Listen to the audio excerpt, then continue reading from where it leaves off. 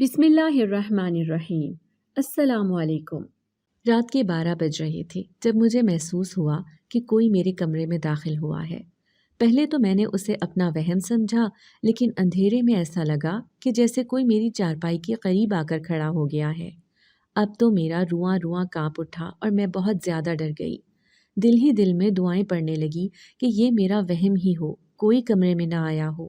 مجھے خود پر غصہ آنے لگا کہ آج میں نے کمرے کو اندر سے بند کیوں نہیں کیا تھا۔ تھوڑی دیر یوں ہی سناٹا چھایا رہا اور کوئی حرکت نہ ہوئی تو میں مطمئن ہو گئی کہ شاید میرا ہی وہم تھا، کمرے میں کوئی نہیں آیا۔ لیکن پھر اگلے ہی پل اندھیرے میں کسی نے میرا ہاتھ تھام لیا تو میری چیخ نکلتے نکلتے رہ گئی، کیونکہ کوئی میرے منہ پر بھی ہاتھ رکھ چکا تھا۔ رات کے اس پہر کون میرے کمرے میں آ سکتا تھا؟ وہ جو کوئی بھی تھا اب وہ مجھ پر حاوی ہو رہا تھا۔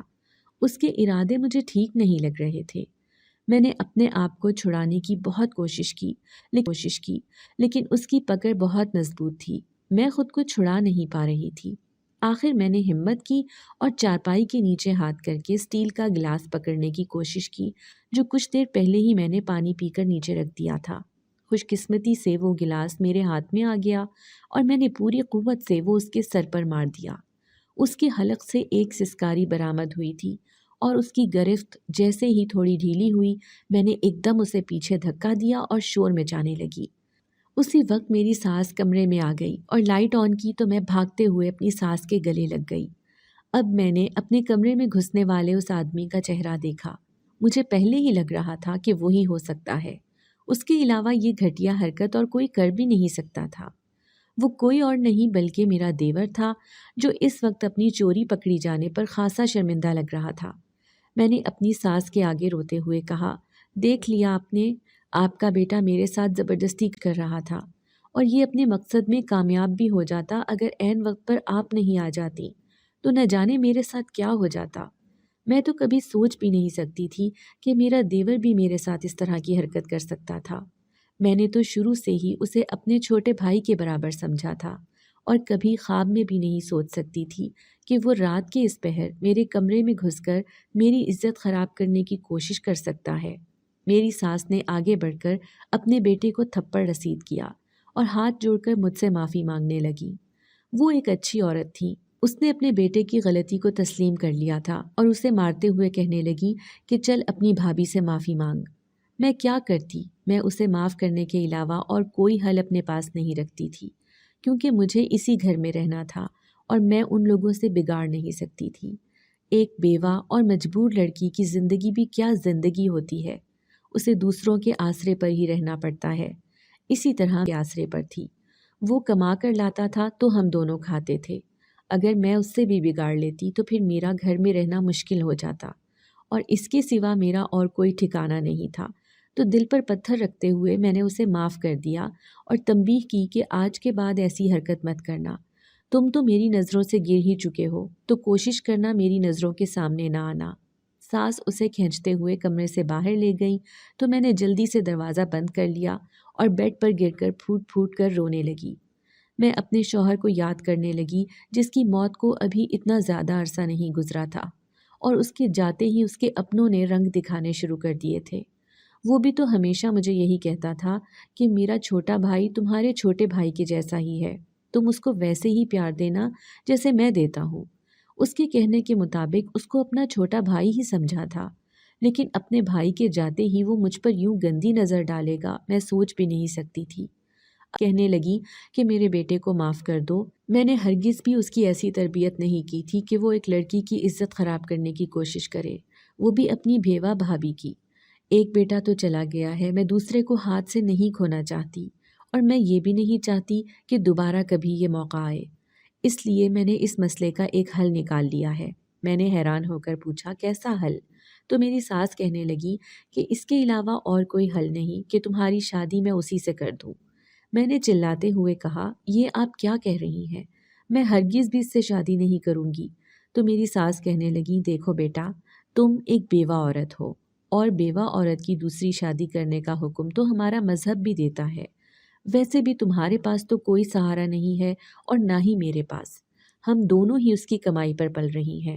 اگر وہ اس گھر سے چلا گیا تو ہم دونوں بھوکے مر جائیں گے اور ویسے بھی وہ اپنی غلطی پر بہت شرمندہ ہے اور بار بار مجھ سے معافی مانگ رہا ہے۔ وہ تو گیا تو ہم دونوں بھوکے مر جائیں گے۔ اور ویسے بھی وہ اپنی غلطی پر بہت شرمندہ ہے اور بار بار مجھ سے معافی مانگ رہا ہے۔ وہ تو تمہارے پاس بھی آنا چاہتا تھا لیکن میں نے ہی منع کر دیا، اور میرے خیال سے یہ اس مسئلے کا بہترین حل ہے۔ تمہیں ایک سہارے کی ضرورت ہے، دوسری شادی کر لو، ہماری عزت بچ جائے گی۔ میری ساس تو یہ کہہ کر کمرے سے باہر چلی گئی، جبکہ میں سوچوں میں ڈوب گئی کہ اب مجھے کیا کرنا چاہیے۔ میں ہرگز بھی شادی نہیں کرنا چاہتی تھی، مجھے وہ پسند ہی نہیں تھا۔ جو پسند تھا اس سے میں نے شادی بھی کر لی تھی اور اتنی جلدی اسے کھو بھی دیا تھا۔ اپنی پسند کی شادی کرنے کے لیے میں نے کیا کیا جتن نہیں کیے تھے۔ محل سے اٹھ کر میں چھوٹی سی جھونپڑی میں آ گئی۔ مجھے وہیں بیٹھے بیٹھے اپنا ماضی یاد آنے لگا۔ میں ایک ایسے امیر گھرانے سے تعلق رکھتی تھی جس کے بارے میں کہا جاتا تھا کہ یہاں پیدا ہونے والا ہر بچہ منہ میں سونے کا چمچ لے کر پیدا ہوتا ہے۔ میں اپنے ماں باپ کی اکلوتی اولاد، بالکل شہزادیوں کی طرح ہی ہوئی تھی۔ میں جس چیز پر ہاتھ رکھ دیتی وہ چیز میری دسترس میں ہوتی، اور اگر مجھے وہ چیز نہ ملتی تو میں وہ ہنگامہ مچاتی کہ پورے گھر میں بھونچال آ جاتا، اور جب تک میرے ماں باپ مجھے وہ چیز لا کر نہیں دیتے اس وقت تک مجھے چین نہیں ملتا تھا۔ ان کے اس لاڈ پیار نے مجھے کافی حد تک بگاڑ بھی دیا تھا۔ اسکول سے لے کر کالج اور پھر یونیورسٹی تک میں نے شاہانہ زندگی گزاری، بالکل مہارانیوں کی طرح۔ میرے سب کلاس فیلوز میری زندگی پر رشک کرتے تھے اور مجھ سے دوستی کرنا اپنے لیے فخر کا باعث سمجھتے تھے، سوائے فرجاد کے۔ وہ بھی میرا کلاس فیلو ہی تھا، لیکن چونکہ غریب گھرانے سے تعلق رکھتا تھا اس لیے میں نے کبھی اسے نوٹس نہیں کیا۔ لیکن چونکہ اس نے بھی کبھی مجھ پر دھیان نہیں دیا تھا اور نہ ہی باقیوں کی طرح وہ میرے آگے پیچھے پھرتا تھا، اس لیے مجھے بھی اس کے بارے میں کچھ معلوم نہیں تھا۔ لیکن جب ہر سیمیسٹر میں اس کی پوزیشن آتی اور ساری کلاس کے سامنے اس کی، آہستہ آہستہ میں اس کو نوٹ کرنے لگی۔ وہ انتہائی ذہین طالب علم تھا جو اسکالرشپ پر یونیورسٹی میں پڑھ رہا تھا۔ اس سے پہلے وہ کالج میں بھی وظیفہ لے چکا تھا۔ سب پروفیسرز اس کو بہت پسند کرتے تھے۔ وہ کلاس کا واحد لڑکا تھا جس نے آج تک کبھی مجھے آنکھ اٹھا کر نہیں دیکھا تھا، نہ ہی مجھ سے دوستی کی خواہش ظاہر کی تھی۔ حتیٰ کہ میں نے ایک دو بار اس سے بات کرنے کی کوشش کی تو اس نے مجھے ایسے اگنور کر دیا جیسے وہ مجھے جانتا ہی نہ ہو، اور یہ بات میرے لیے بہت ہی ہتک کا باعث تھی۔ میں نے فیصلہ کر لیا کہ اس سے تو میں دوستی کر کے رہوں گی۔ آج تک کبھی ایسا نہیں ہوا تھا کہ میرے فیصلے کے خلاف کوئی گیا ہو یا میں نے کسی سے بات کی ہو اور اگلے نے مجھے جواب نہ دیا ہو۔ لوگ تو مجھ سے بات کرنا اپنی خوش قسمتی گردانتے تھے۔ یہ واحد تھا جس کو کوئی فرق ہی نہیں پڑتا تھا، اور اس نے میری انا پر گہری چوٹ لگائی، تو میں نے فیصلہ کر لیا تھا کہ میں ہر حال میں اس سے دوستی کر کے رہوں گی۔ جواب ہوں یا ہاں سے زیادہ نہیں ہوتا تھا۔ مجھے صاف طور پر ایسا محسوس ہو رہا تھا کہ جیسے وہ مجھ سے کترا رہا ہے اور جان بوجھ کر مجھ سے بات نہیں کرنا چاہتا۔ میں نے جب اس کے دوست سے اس بارے میں پوچھا تو وہ کہنے لگا کہ تم بہت مغرور اور انا پرست لڑکی ہو اور وہ ایسی لڑکیوں کو پسند نہیں کرتا۔ اگر تمہیں اس سے دوستی کرنی ہے تو تمہیں خود کو اس کے مطابق بدلنا ہوگا۔ میں نے ایسا ہی کرنا شروع کر دیا اور خود کو بدلتی چلی گئی۔ میں تو یہ سب انتقام میں کر رہی تھی کہ ایک بار اس سے دوستی کر کے جو چیلنج میں نے خود کو دیا ہے وہ پورا کر لوں، لیکن جانے انجانے میں پہروں اس کو سوچنے لگی اور ہر کام اس طرح سے کرنے لگی جیسے کہ اسے پسند آ جاتا، اور پھر آخر ایک دن میں جیت گئی جب میری اس سے دوستی ہو گئی، اور اس دن مجھے پتہ چلا کہ بات دوستی سے بہت آگے بڑھ چکی ہے۔ میں دل ہی دل میں اسے پسند کرنے لگی تھی، تبھی تو اس کے رنگ میں ڈھلتی چلی گئی، اور یہ جان کر تو مجھے دھچکا ہی لگا کہ مجھے اس سے محبت ہو گئی ہے۔ دوسری طرف جب اسے پتہ چلا تو اس نے مجھے صاف انکار کر دیا اور کہنے لگا کہ ہم دونوں کے سوشل سٹیٹس میں بہت فرق ہے، ہم کسی بھی صورت ایک ساتھ نہیں ہو سکتے، ویسے بھی میں تمہیں پسند نہیں کرتا۔ لیکن میں جانتی تھی کہ وہ جھوٹ بول رہا ہے، کیونکہ اس کا دوست مجھے پہلے ہی بتا چکا تھا کہ وہ کافی عرصے سے مجھے پسند کرتا ہے، لیکن اس نے کبھی مجھے نہیں بتایا۔ میں جانتی تھی کہ وہ صرف اپنی غربت کی وجہ سے ایسا کہہ رہا ہے۔ میں نے سوچا کہ میں اپنے ماں باپ کو جلد ہی اس بارے میں بتاؤں گی، اور جب میں نے یہ فیصلہ کیا تھا تب تک دیر ہو چکی تھی۔ وہ میرے بغیر بتائے ہی میرے لیے رشتہ فائنل بھی کر چکے تھے۔ یہ زندگی کا پہلا فیصلہ تھا جو میرے ماں باپ نے مجھ سے پوچھے بغیر کیا تھا۔ میری رضامندی بھی لینا گوارا نہیں کی تھی کیونکہ انہیں مجھ پر اعتبار تھا۔ وہ میری فطرت سے بھی واقف تھے کہ میں کسی لڑکے کو پسند نہیں کر سکتی۔ شاید اسی وجہ سے انہوں نے یہ فیصلہ لیا تھا، لیکن سب کی امیدوں کے برعکس یہ ہو چکا تھا اور میں اب اپنی پسند کے لڑکے سے ہی شادی کرنا چاہتی تھی، یعنی فرجاد سے۔ مجھے لگا تھا کہ میری ہر بات ماننے والے ماں باپ میری بات کو اہمیت دیں گے اور جہاں میں چاہتی ہوں میری شادی وہیں کر دیں گے، لیکن یہ میری زندگی کی سب سے بڑی بھول تھی، کیونکہ جب میرے ماں باپ کو پتہ چلا کہ میں نے ایک غریب لڑکے کو پسند کیا ہے تو انہوں نے روایتی ماں باپ بنتے ہوئے مجھے صاف منع کر دیا اور کہہ دیا کہ وہ ایک غریب لڑکے کو ہرگز قبول نہیں کریں گے، بلکہ میرے ماما اور بابا نے زبردستی میری شادی طے کر دی اور میرا یونیورسٹی جانا بھی بند کر دیا۔ شاید انہیں وہم ہو گیا تھا کہ میں اب اپنے فیصلے سے پیچھے نہیں ہٹوں گی، اور وہ بالکل ٹھیک سوچ رہے تھے۔ میں نے کورٹ میرج کا فیصلہ کر لیا تھا۔ فرجاد کو بھی میں نے راضی کرنے کی بہت کوشش کی تھی اور بہت مشکل سے اسے منایا تھا۔ اس وقت جب میری بارات گھر میں داخل ہو رہی تھی، میں اپنی دوستوں کی مدد سے پیچھے کے دروازے سے ہمیشہ کے لیے گھر چھوڑ کر نکل آئی۔ باہر فرجاد میرا انتظار کر رہا تھا۔ ہم وہاں سے سیدھا کورٹ گئے اور شادی کر لی۔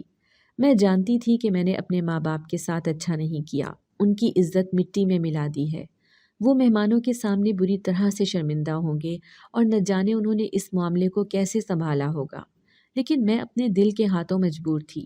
میں فرجاد کے علاوہ اور کسی سے شادی نہیں کر سکتی تھی۔ اس نے بھی اپنے گھر میں کسی کو بھی میرے بارے میں کچھ نہیں بتایا تھا۔ اس کی ماں اور بھائی ہمیں دیکھ کر حیران رہ گئے تھے، لیکن اس کے گھر والے اچھے تھے کہ اس کی ماں نے ہمیں قبول کر لیا۔ البتہ مجھے اس کا بھائی کچھ خاص پسند نہیں آیا، مجھے وہ عجیب سا لگا تھا۔ لیکن میرے شوہر نے مجھے کہا کہ تم نئی آئی ہو، اس سے مانوس ہونے میں تھوڑا وقت لگے گا، وہ بڑا اچھا انسان ہے۔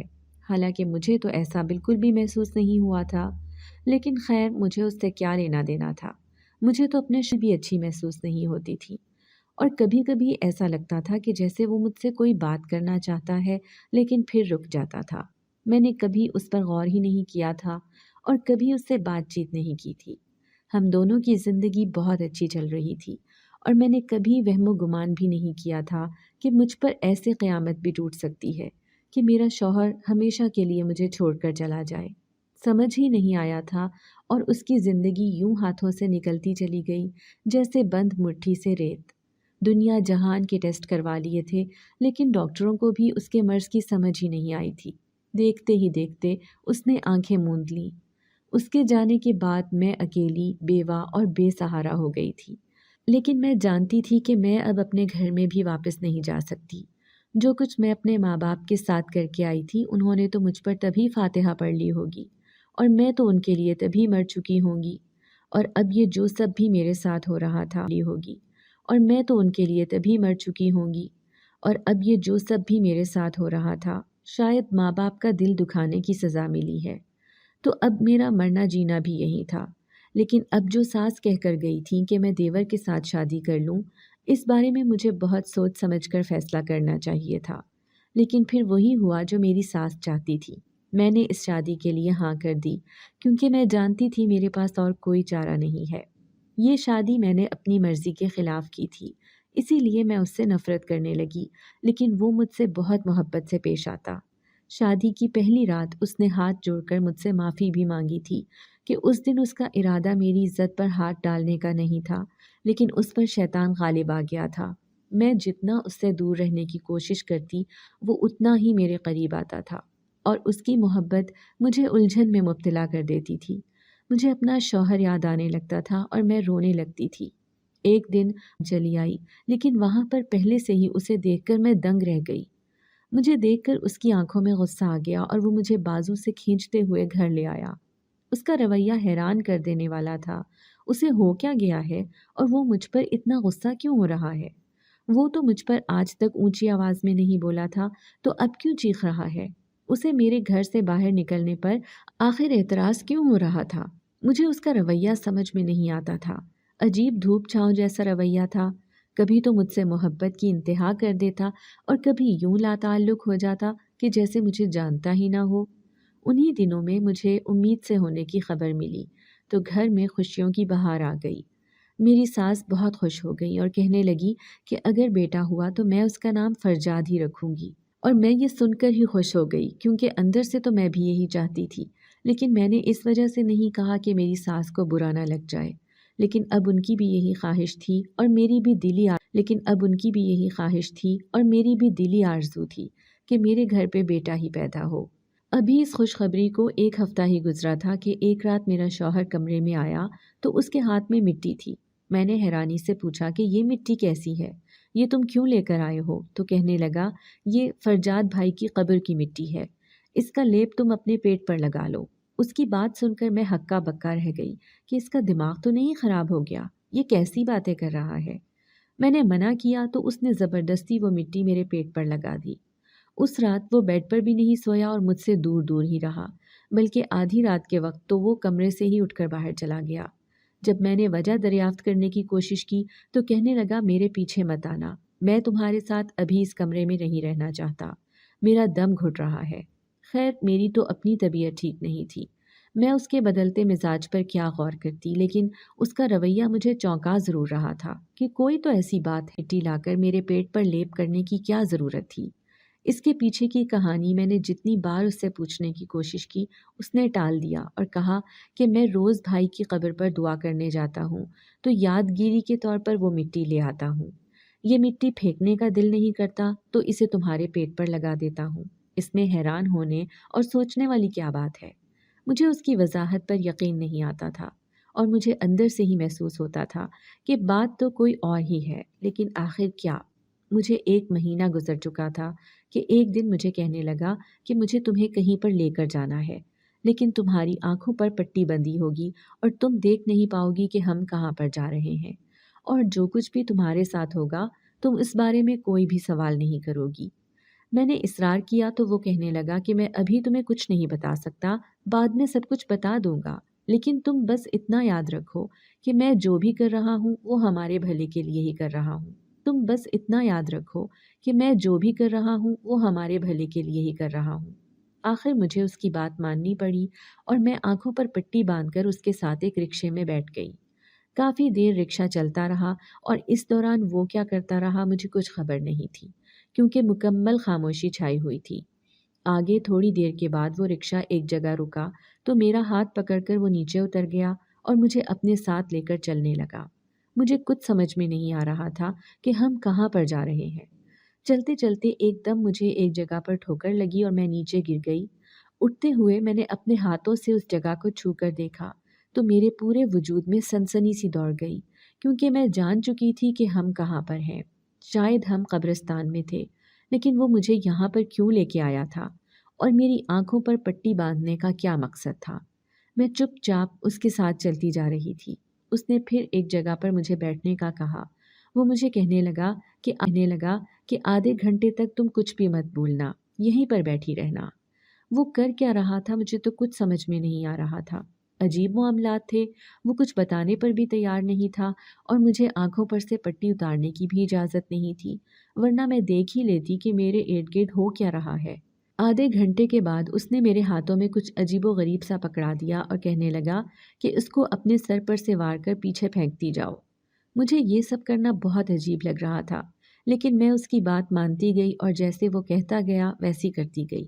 اس کے بعد وہ مجھے یوں ہی ہاتھ پکڑ کر دوبارہ سے رکشے میں بٹھا کر گھر لے آیا۔ اس رات وہ بہت خوش لگ رہا تھا۔ میں نے کافی دنوں کے بعد اسے خوش دیکھا تھا، کیونکہ جب سے مجھے وہ حمل سے ہونے کی اطلاع ملی تھی اس کا رویہ مجھ سے خراب ہی تھا، اور آج جب کہ اس کا موڈ اچھا ہو گیا تھا تو میں نے بھی شکر ادا کیا۔ وہ تو بہت خوش تھا، لیکن مجھے اپنی طبیعت کچھ عجیب سی محسوس ہو رہی تھی، گری گری سی، اور ایسا لگ رہا تھا کہ جیسے ابھی الٹی آ جائے گی۔ دل بھی بہت خراب ہو رہا تھا۔ رات کے اس وقت تو ڈاکٹر کے پاس جا نہیں سکتے تھے، اس لیے میں نے سوچا کہ میں صبح ہی ڈاکٹر کے پاس چلی جاؤں گی۔ صبح جب میں ڈاکٹر کے پاس گئی تو تب تک میری طبیعت ٹھیک ہو چکی تھی، لیکن پھر بھی میں احتیاط چاہتی تھی کہ میرے ٹیسٹ وغیرہ ہو جائیں تاکہ مجھے پتہ چلے کہ کوئی فکر والی بات تو نہیں۔ ڈاکٹر نے الٹرا ساؤنڈ کرنے کا کہا تھا اور رپورٹس دیکھ کر وہ کافی دیر چپ رہی تو مجھے تشویش ہونے لگی کہ سب ٹھیک تو ہے نا۔ ڈاکٹر سے پوچھا تو کہنے لگی ابھی تو آغاز ہے، اس لیے میں کچھ کہہ نہیں سکتی، تم ہر مہینے اپنا چیک اپ ضرور کروانا اور الٹرا ساؤنڈ کرواتی رہنا۔ میں الجھن میں مبتلا گھر واپس آ گئی۔ میں جب بھی ڈاکٹر کے پاس جاتی میری رپورٹس لے کر وہ کچھ دیر کے لیے حیرت میں مبتلا ہو جاتی اور مجھے ایسا لگتا کہ جیسے اسے کچھ سمجھ ہی نہیں آ رہا ہے۔ ابھی مجھے 3 ماہ ہی ہوئے تھے کہ اچانک اس دن میری الٹرا ساؤنڈ رپورٹ دیکھنے کی بری کرنی ہوگی۔ یہ میرے لیے بھی باعث حیرت بات تھی کہ 9 ماہ کے بجائے 3 ماہ میں ڈلیوری کیسے ہو سکتی ہے، لیکن ڈاکٹر کا کہنا تھا کہ یہ بہت ضروری ہے۔ ڈاکٹر کے ساتھ ساتھ میرے بھی قدموں تلے سے زمین نکل گئی جب میں نے ایک عجیب و غریب چیز کو جنم دیا۔ وہ دیکھنے میں ایک چھوٹا سا بچہ ہی تھا، لیکن وہ ہرگز بھی کسی انسان سے مشابہت نہیں رکھتا تھا۔ وہ کوئی اور ہی عجیب و غریب چیز تھی جسے دیکھتے ہی ہم دونوں ڈر کے مارے چیخنے لگے اور ڈاکٹر نے بے اختیار اس پر قینچی چلا دی۔ یہ سب میرے ساتھ کیا ہو گیا تھا؟ میں تو کچھ بھی سمجھنے سے قاصر تھی، آخر یہ ہوا کیا تھا؟ میری ساس مجھے تسلی دینے لگی کہ کوئی بات نہیں، ہو جاتا ہے، اور مجھے گھر لے آئی۔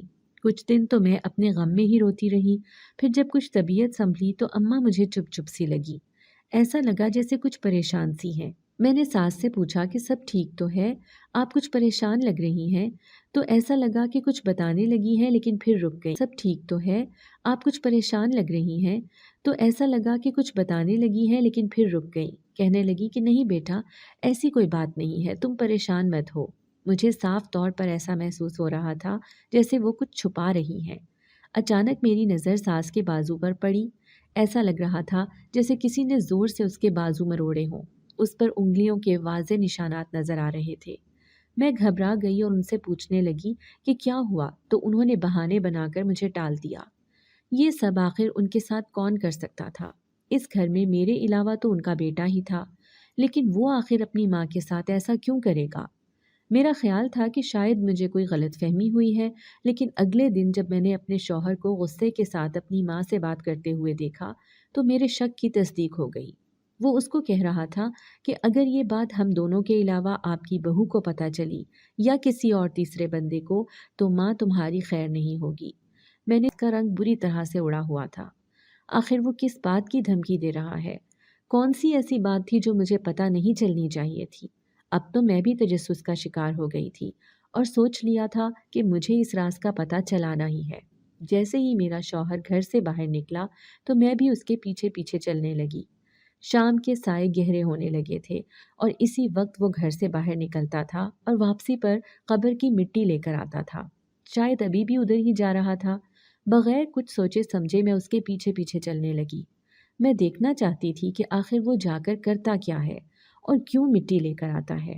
میری توقع کے عین مطابق وہ قبرستان پہنچ گیا۔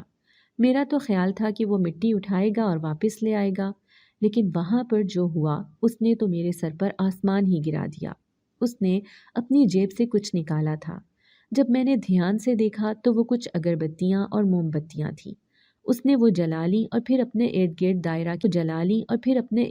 دائرہ کھینچ کر اس میں بیٹھ گیا اور آنکھیں بند کر کے کچھ منہ ہی منہ میں پڑھنے لگا۔ پھر قبر سے تھوڑی سی مٹی اٹھائی اور اس پر پھونکے مارنے لگا۔ یہ سب دیکھ کر میری جان نکل رہی تھی۔ صاف پتہ لگ رہا تھا کہ وہ کیا کر رہا ہے۔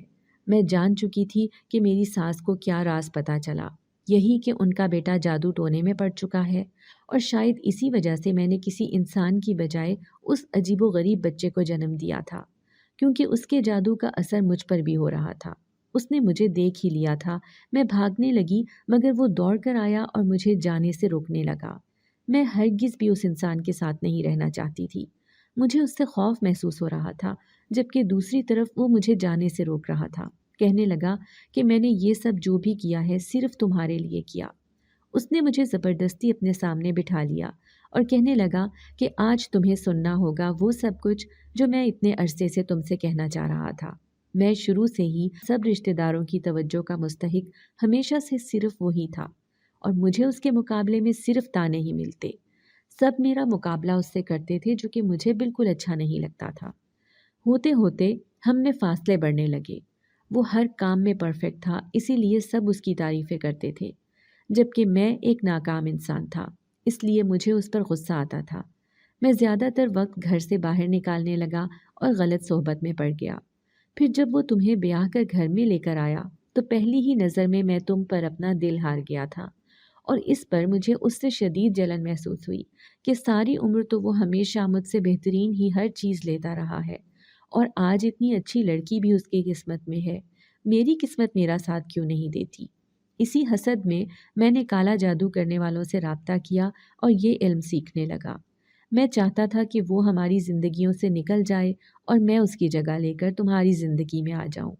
میں چاہتا تھا کہ وہ ہماری زندگیوں سے نکل جائے اور میں اس کی جگہ لے کر تمہاری زندگی میں آ جاؤں۔ میں نے ہی اپنے جادو کے ذریعے اسے مار دیا۔ پھر پلان کے مطابق میں اس دن تمہارے کمرے میں گیا تھا، کیونکہ میں جانتا تھا کہ میری ماں عزت بچانے کی خاطر ہم دونوں کی شادی کروا دے گی۔ تم سے شادی کرنا ہی مقصد تھا جو پورا ہو گیا، لیکن میں چاہتا تھا کہ تمہارے دل سے اس کی محبت نکل جائے اور میری محبت شامل ہو جائے۔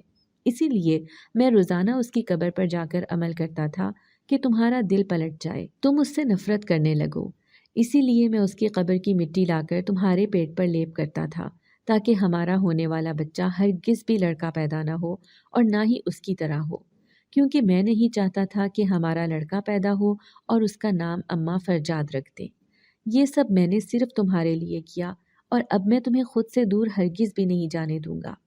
وہ اس پل جنونی ہو رہا تھا، وہ مجھے چھوڑنے کو تیار ہی نہیں تھا اور وہاں سے بھاگ گئی۔ بھاگتے ہوئے میں ایک گاڑی سے ٹکرا گئی اور جو آدمی اس میں سے نکلا وہ کوئی اور نہیں بلکہ میرا باپ تھا۔ مجھے دیکھتے ہی انہوں نے مجھے گلے سے لگا لیا اور کہنے لگے، ہم نے تمہیں کہاں کہاں نہیں تلاش کیا، ہم نے تو تمہیں تب کا ہی معاف کر دیا تھا، چلو گھر چلو۔ قدرت مجھ پر مہربان تھی جو میرے باپ کا مجھ سے سامنا کروا دیا۔ میں ان کے ساتھ ہی اپنے گھر واپس چلی گئی، ہمیشہ ہمیشہ کے لیے۔ اس پاگل انسان سے میں نے خلا لے لی تھی اور میں اپنی ساس کو بھی اپنے ساتھ ہی اپنے گھر لے آئی۔